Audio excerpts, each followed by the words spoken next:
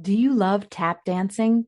My next guest is a tap dancer extraordinaire where she shares her tips and tricks for mastering the art of tap dancing and tapping into your potential in life.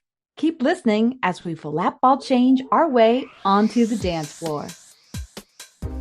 Ciao, I'm Anna Harsh, professional dancer, author, and host of The Dance Floor, a podcast that explores the power of dance in our lives through personal stories and interviews with experts. Each episode shares life lessons and advice through the art of dance. Learn how dance inspires confidence, fosters connection, and ways to improve your skills. Whether you are a seasoned dancer or brand new to the art, you'll find something that motivates you in this podcast. So grab your dance shoes and join me on the dance floor. Welcome, everyone. I'm here with my new friend, Nicole Ohr from New York. And Nicole, welcome to the dance floor. Thank you so much for having me. Nicole, give us a little rundown. Gosh, your resume is super long, but give us a couple of highlights of where are you teaching now? What's your little bit of a background of dance? So I majored in dance as an undergrad, so I have my BA in dance. And then later on, probably about 10 years later, decided to get my master's in dance education. Currently, I'm teaching at Ballet Hispanico, Steps on Broadway, and I have a guest slot at Broadway Dance Center for the summer. Oh, and I'm teaching at the Joffrey Summer Intensive for tap dance. I've been with them for probably about 5 years. I know that tap dance isn't super as popular as it used to be when I was younger, and I loved tap dance. Gosh, it helped me so much with musicality, finding that beat, finding the rhythm, and I do a lot of choreography for musicals. So if you didn't know how to tap, like it was hard to be in a musical those days. And I thought today we talk a little bit about how we can improve our tap dance technique and not to be afraid to take a tap dance class if you've never taken one before. Give us some highlights or some tips today that how can we improve? So I'm actually going to start off with a tip that's not really from me. Probably about 4 months ago, Michelle Dorrance happened to be teaching a class in Manhattan, and I used to train with her a lot. So I went in to take her class, and she quoted her mentor, Gene Medler, who's down in North Carolina. Yeah. I found out that he taught weight shifts before he taught any tap steps. And I think it's really important for tap dancers to realize that they need to put their bodies in the positions that are appropriate to do certain steps. Because if your body isn't there, the step's not going to happen. And I think that's really important to emphasize is weight shifts and where your body needs to be in space in order to make the actual steps happen. That's so true. Yeah, that would be my number one tip. Another part of it, okay, I will be quoting a lot of my teaching mentors, a lot of people who've impacted me because their advice has been priceless for me. So Barbara Duffy has played a huge role in my tap dance career and my tap dance education. And she always says, use your whole leg to tap. She emphasizes upper thigh because when you think about it, I'm going to totally quote a little kid song right now, but with like head, shoulders, knees, and toes, everything connected. And you're not just using your ankle. I know a lot of us are taught that when we were children, just to like flex and point your foot for tap. But it's a whole leg movement. You want to keep your foot super loose, super relaxed, and the movement comes from your upper thigh. It comes more from the core, from the center. So I think that's really important to emphasize is the legs and the whole body movement. And then the second part for tap dance for me is the musicality. Tap dance is attached to music. As a tap dancer, you are a dancer, but you're a musician. And I think we forget that a lot. We do. I always tell my students that we're a starfish and that all of your energy comes from the center. That's where the starfish eat is from their center of their bodies. And so that's how we are as a dancer too. Like we need to remember that our core is really core to dancing any style. But tap, gosh, I love the weight shift tip because I do that a lot when I'm teaching ballroom or a folk dance. You have to know where your weight shifts and changes because once you grab your partner's hand, you could knock them off balance if you're not, ready with your weight shift and change. I think students need to understand that sometimes going back to those basics, super stripped down basics, really makes a vast improvement and can improve your tap dancing style way faster if you break down those foundations. I totally agree with that. I actually took I used to train in Barbara Duffy's improv class. She had an Oh, yeah. improv tap class, and I took it so often because I was very nervous about improvisation, very terrified when I first started. She would do this thing where it was dance first, tap later. So you would start moving and then add sound to it.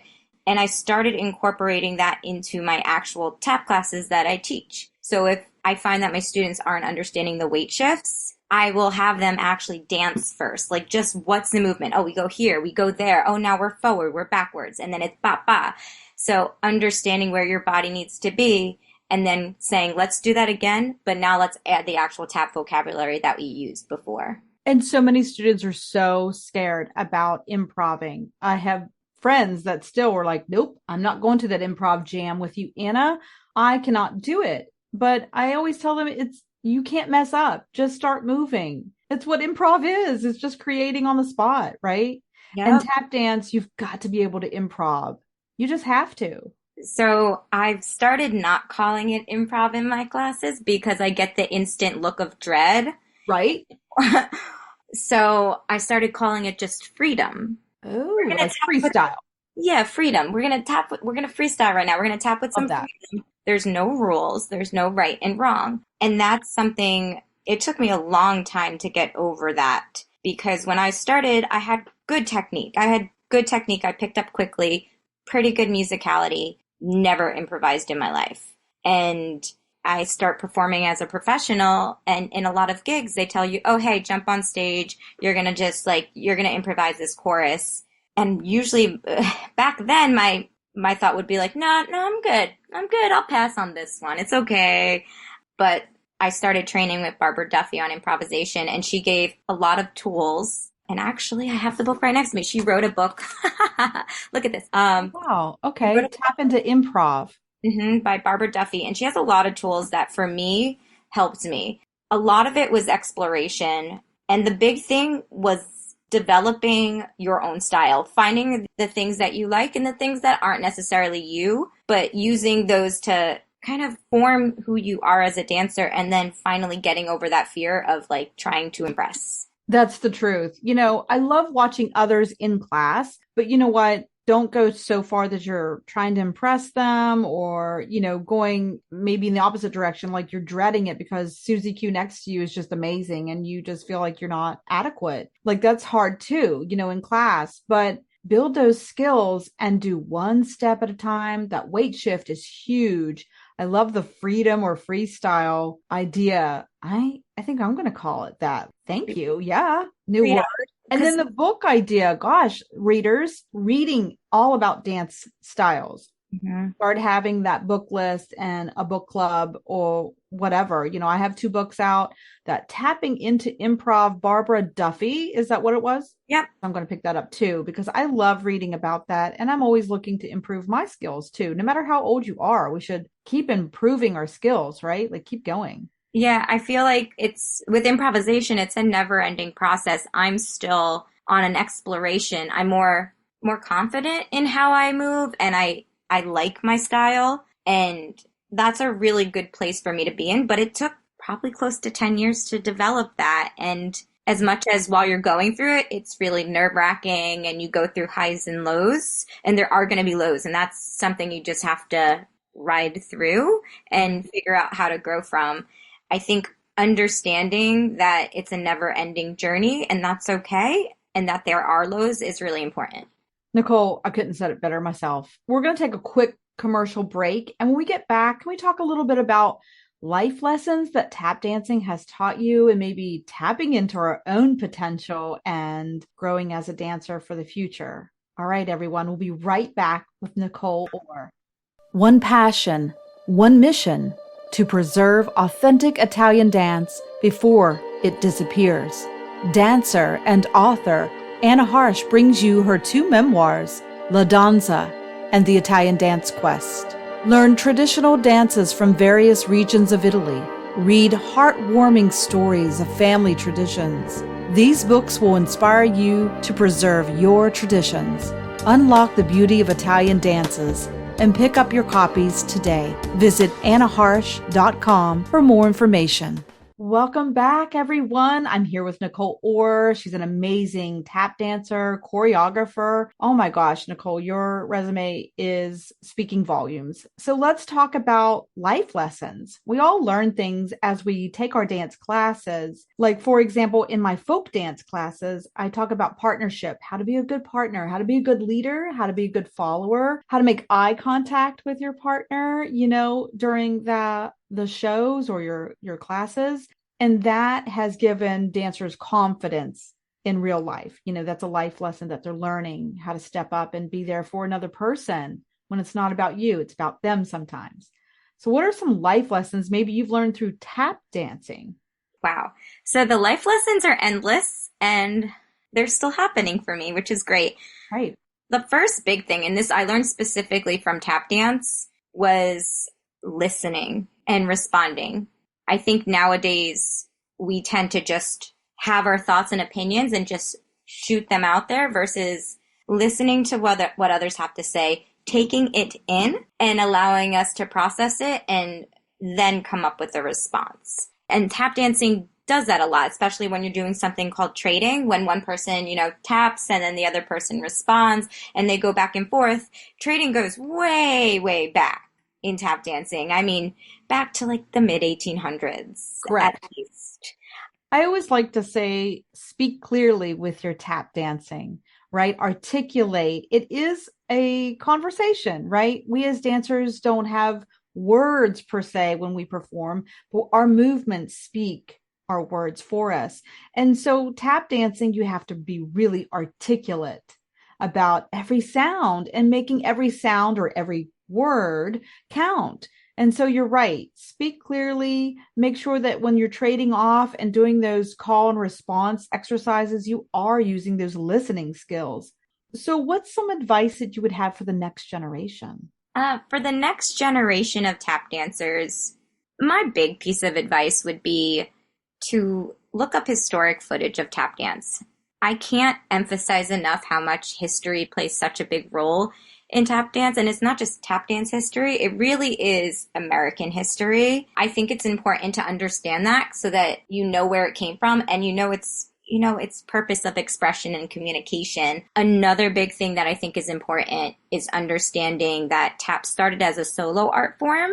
And I mean, this is what I really loved about it. Every tap dancer was appreciated for their differences. Right. And we try to conform nowadays. We try to all like be the best and look the best. And it's not so much about that in tap dance. Yes, there's always things we can improve in, but it's just about you being you in that art form. And it's more about your journey and your self-discovery versus trying to be quote unquote the best. I couldn't agree more. We have to stand out as individuals. It's great to be a team and look cohesive as a team if you're performing with a group, but can we stand out a little bit and be our individual selves and our self-expression again? And tap is so beautiful. I love listening to it. I love watching it. And there's so many different little styles and little flares that people have put into it over the years, and that has just grown and changed and evolved. And you're right. If we don't know where we came from, how are we going to know where we're going? Yeah. So do that research. I say this almost every episode, but do your research. Look up those historical characters and teachers and people of the past that really have influenced and shaped this dance style. Nicole, what's next for you? What's next on your docket or dream list? Ooh. Actually, something came up last night that's possibly in the works. I have my own dance company. It's called Cole Collective. We're a tap dance company, and I've had the company for 10 years now. We mainly do different dance festivals, and I was able to produce a full length of work in 2021, maybe. Wow. Okay. It was while I was finishing up my master's program. I was able to, through the college, produce a whole night length, which was great. Right now, my company is doing a local tour around Queens, where I'm based. So I'm right outside of Manhattan. And Okay. we do a tour around the different just Queens, specifically Queens. We have a show this weekend in Far Rockaway. And then we're going to be, if you check my Instagram, Yeah. Give us your website or Instagram. How do we follow you? so if you want to follow my personal journey as a dancer and an educator, you follow Cole. So that's Cole, taps, TAPS 85. And if you want to follow my dance company, it's Cole, COLE Collective, COLLECTIVE 2014. Yeah, so you'll see my personal journey as a dance educator and a solo artist. And then on Cole Collective, you'll see the company's journey. Yeah, so we have a bunch of tour dates. We also are performing at the Martha Graham Studios in August. Wow. So that's going to be a lot of fun for the summer. And then I've been doing a lot of work. So this is more in terms of my personal journey. Like I said, tap dance and dance in general is a never-ending journey. You always find new projects for yourself, and you always find new ways for yourself to grow, adapt, and learn. Right. And in terms of improvisation, during the pandemic, I told myself, I need to work with live music. I need to improvise more. So I put myself out there in my community and started improvising with the local musicians. And there's an amazing community in Astoria, Queens of local musicians, and they're so great to dance with. And so I've been doing that for a while. And I spoke with one of the guitar players I dance with. I was with him last night and we were jamming. And I brought up the fact that I wanted to do a show with a live band and like my tap company. We had thrown one together probably 3 years ago. Wow, okay. And it was so much fun and it was so well received. And that was probably about 2021 or 22 that we did that show. I want to bring that back because there's something about the collaboration between different art forms coming together that's really beautiful. And there's an exchanging of ideas there.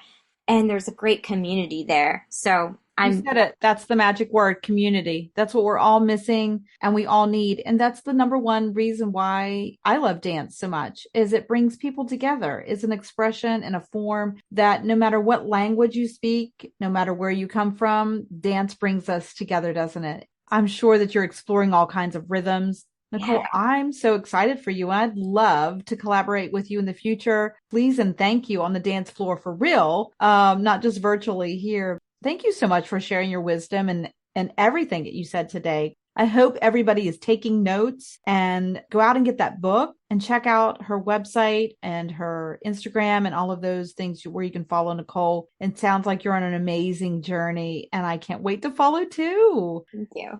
Thank you so much for being on the dance floor. Thanks everyone for listening today. Don't forget to like, share, and subscribe. I'm your host, Anna Harsh. Until next time, keep moving on the dance floor.